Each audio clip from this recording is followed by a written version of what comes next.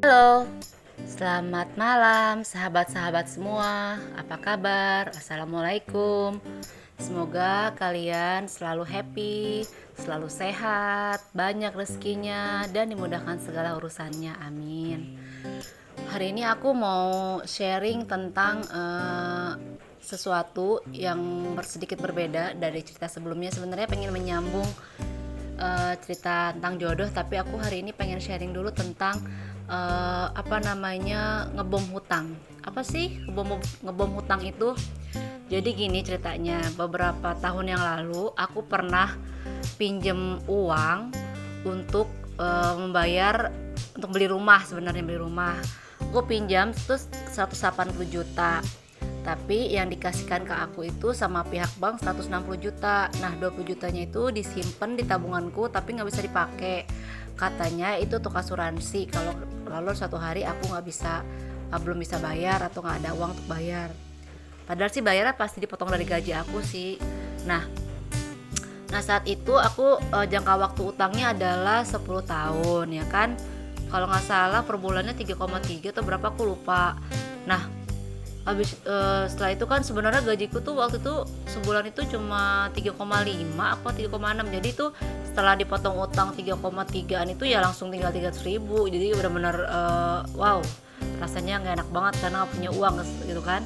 Nah habis itu aku bingung kan gimana ya biar cepat lunas ya, sedangkan aku nggak tahu caranya. Nah kebetulan ketemu teman, kata dia bom aja utang lo.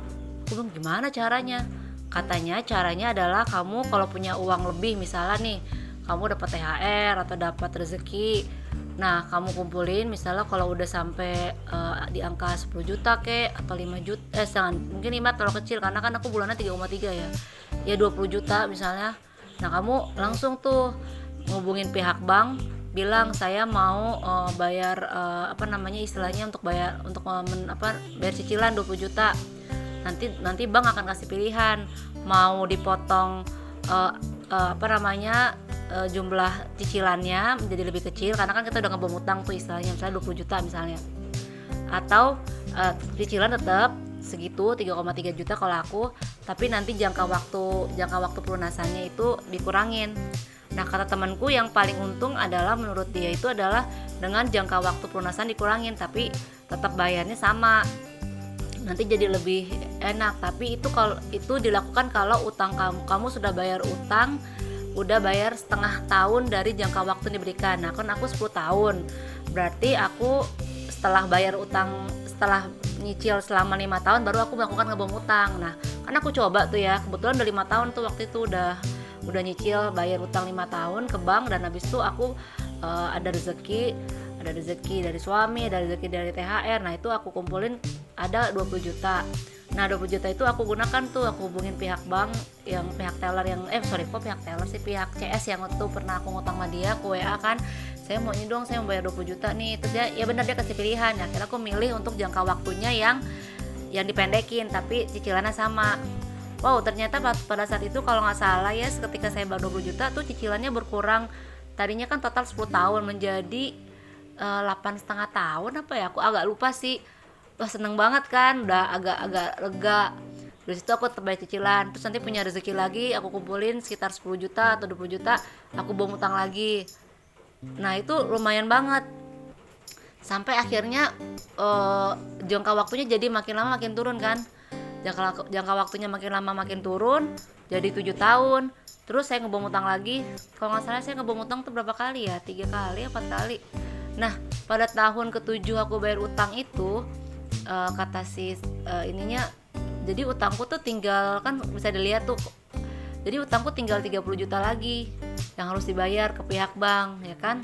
Tahun ke-7 tahun ke-7 kayaknya, apa tahun 7,5 ya, nggak, sebelum sampai tahun ke-8 itu utangku tinggal 30 juta lagi. Nah aku tinggal 30 juta lagi kan sebenarnya tinggal dikit lagi ya. Akhirnya aku minta tolong suamiku sih, mau nggak kamu ngebomin yang terakhir 30 juta untuk utang aku. Kebetulan dia juga dapat rezeki. Ya udah, karena sisa utangku tinggal 30 juta di tahun ke-7 aku ngutang itu, ya udah aku langsung bom dan alhamdulillah utangku jadi lunas gitu.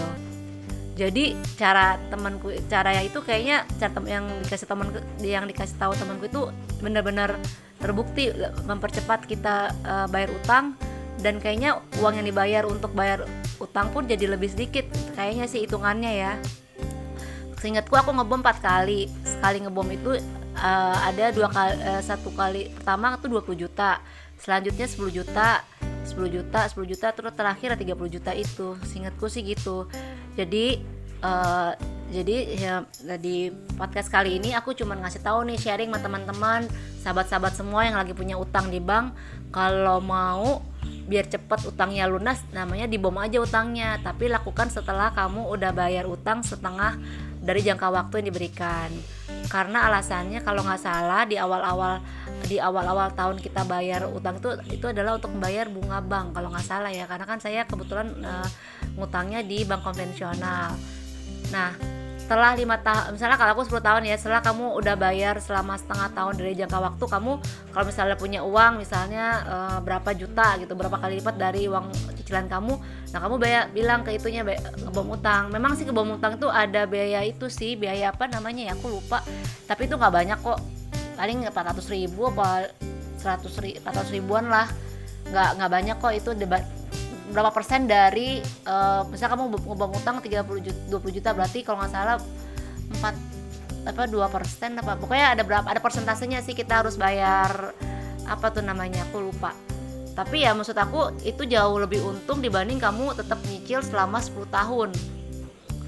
Apa yang kita bayar ke bank itu selama 10 tahun lebih untung, lebih besar, maksudnya lebih berat dibanding kamu ngebom utang terus nanti jadi apa namanya, jumlah waktu tahunnya berkurang, jumlah cicilannya pun jadi apa namanya, jadi lebih cepat kamu bayar lunasnya.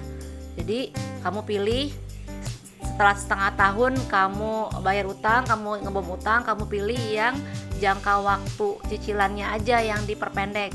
Jangan memilih untuk jumlah cicilan per bulannya yang dikurangin, karena kalau kamu milih jumlah cicilan yang per bulan dikurangin ya kamu tetap bayar 10 tahun, jadi lama juga kan lebih enak kalau hidup ya bebas utang menurut aku loh ya, lebih nyaman aja kayak gitu.